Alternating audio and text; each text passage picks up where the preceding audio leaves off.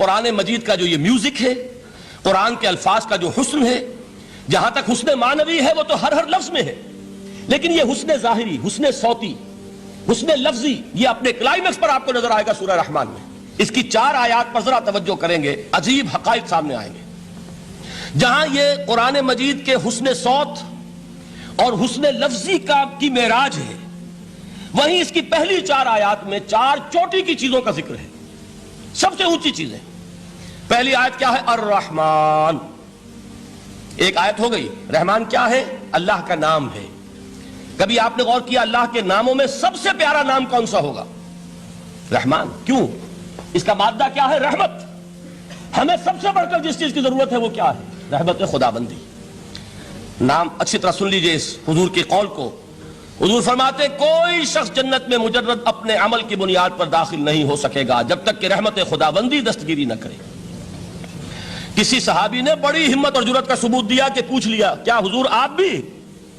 جب آپ نے فرمایا کوئی شخص داخل نہیں ہو سکتا جنت میں محض اپنے عمل کی بنیاد پر جب تک کہ رحمت خداوندی جو ہے وہ دستگیری نہ فرمائے۔ پوچھا گیا کیا آپ بھی؟ آپ نے فرمایا ہاں میں بھی۔ آپ اندازہ کیجئے کہ اگر محمد الرسول اللہ بھی رحمت خداوندی کے ضرورت مند ہوں تو تاب دیگراں چہ رسد، ہماری تو سب سے بڑی ضرورت رحمت خداوندی ہے۔ اب یہ رحمت جو ہے قرآن مجید میں اللہ تعالیٰ کی یہ شان 2 الفاظ کے ذریعے سے آتی ہے، رحیم اور رحمان۔ اور کوئی مادہ نہیں ہے جس سے 2 نام بنتے ہوں اللہ کے، لیکن یہ مادہ ہے واحد رحمت کا کہ جس سے رحمان بھی ہے رحیم بھی ہے۔ رحیم صفت مشبہ ہے، رحمت دائم ہو جائے گی، مستقل ہوگی تو رحیم کہیں گے۔ اور رحمان، اس میں رحمت کی ہے وہ شان ہے کہ جیسے ٹھاٹھے مارتا ہوا سمندر ہو، ہیجان کی کیفیت، طوفانی کیفیت، رحمت خداوندی کا طوفانی جوش، وہ ہے رحمان۔ تو یہ اللہ تعالیٰ کے ناموں میں سب سے پیارا نام۔ اب آگے چلیے، الرحمن علم القرآن، رحمان نے قرآن سکھایا۔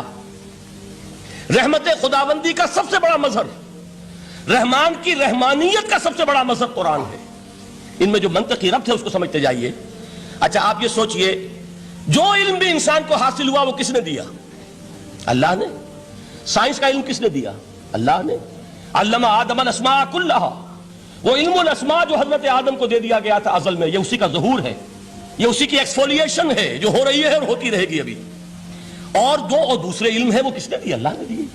لا یحیطون بشیء من علمہ الا بما شاء، مخلوق میں سے کوئی اللہ کے علم میں سے کسی شے کا احاطہ نہیں کر سکتا مگر وہ جتنا اللہ دینا چاہے۔ لیکن یہ کہ تمام علوم میں چوٹی کا علم قرآن۔ نوٹ کرتے جائیے، اب چوٹی کی چیزیں جمع کیجئے۔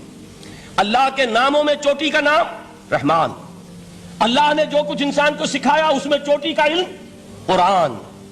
خلق الانسان، انسان کو پیدا فرمایا۔ سوال یہ کہ حیوانات کو کس نے پیدا فرمایا؟ آسمان کس نے پیدا کیے؟ زمین کس نے پیدا کی؟ فرشتے کس نے پیدا کیے؟ کیا مطلب خلق الانسان؟ اس کی تمام مخلوقات میں اس کا کلائمیکس، اس کی تخلیق کی معراج، اس کے تخلیق کا نقطہ عروج انسان ہے۔ یہ ہے کہ جو مسجود ملائک بنا ہے۔ وَلَقَدْ كَرَّمْنَا بَنِي آدَمَ وَحَمَلْنَاهُمْ فِي الْبَرِّ وَالْبَحْرِ وَرَزَقْنَاهُمْ مِنَ الطَّيِّبَاتِ وَفَضَّلْنَاهُمْ عَلَىٰ كَثِيرٍ مِّمَّنْ خَلَقْنَا تَفْضِيلًا۔ تو تخلیق میں سب سے اونچی تخلیق انسان کی، علموں میں سب سے اونچا علم قرآن کا، اللہ کے ناموں میں سب سے اونچا نام رحمان۔ اب آئیے چوتھی چیز، علمہ البیان، انسان کو بیان کی صلاحیت عطا فرمائی۔ کیا اور کوئی صلاحیت عطا نہیں کی؟ بینائی کس نے دی؟ اللہ نے۔ اسی طریقے سے سماعت کس نے عطا فرمائی؟ اللہ نے۔ کتنی فیکلٹیز ہیں، کتنے ایکسٹرنل آرگنز ہیں سینس کے، کتنے انٹرنل سینسز ہیں جو اللہ نے دیے ہیں۔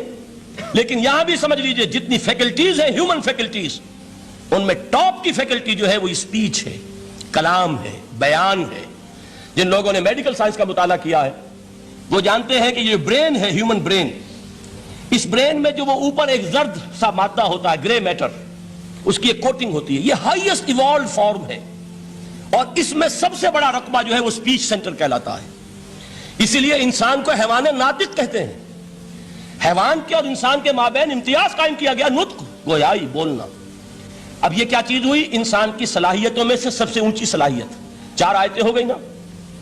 اللہ کے ناموں میں سب سے چوٹی کا نام رحمان، اس نے جو علوم پیدا کیے ان میں چوٹی کا علم قرآن، اس نے جو مخلوقات پیدا فرمائی ان میں چوٹی کی مخلوق انسان، انسان کو جو صلاحیتیں اور استعدادات عطا فرمائی ان میں چوٹی کی استعداد بیان۔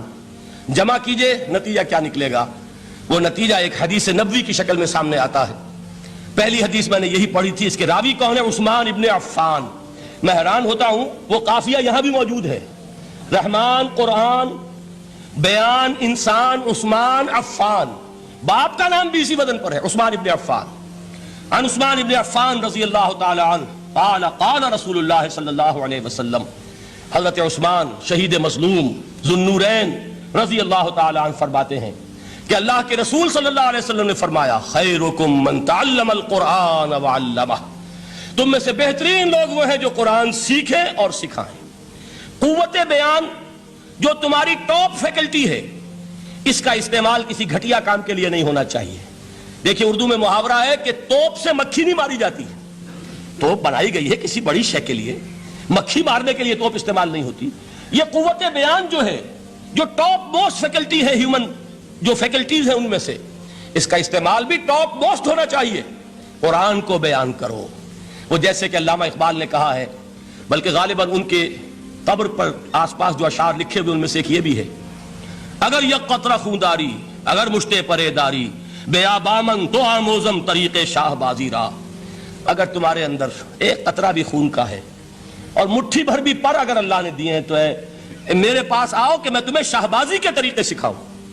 اسی طرح جان لیجئے، اگر اللہ نے قوت گویائی عطا فرمائی، اگر اللہ نے تمہیں حیوان ناطق بنایا، اگر اللہ تعالیٰ نے تمہیں یہ صلاحیت عطا فرمائی، اس صلاحیت کا مصرف دنیا کو نہ بناؤ، اس صلاحیت کا مصرف اللہ کے کلام کو پھیلانے پر اس کو صرف کرو۔